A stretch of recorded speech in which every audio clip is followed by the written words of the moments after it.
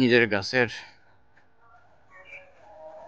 পেয়ারা পেরে খাওয়ার শৌখিন ওরকম।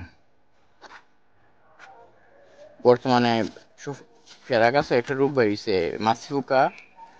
পেয়ারা পেকে গেলেই ডিম পারে, ওগুলো ছিদ্র করে ঢুকে গিয়ে ভিতর খেয়ে ফেলে। তাই আমি একটু বেশি একটু ফুক্ত হয়ে গেলেই সুপড়ি পেরে ফেলার চেষ্টা করি। বেশি পাকানোর সুযোগ থাকে না। এটা পারবে, এটা হয় কিছু আশা রয়েছে, এটা কিছু ফুক্ত হয়েছে।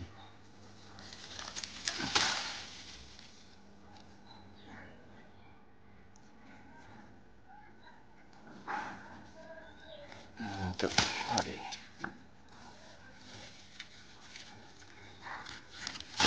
ফেলি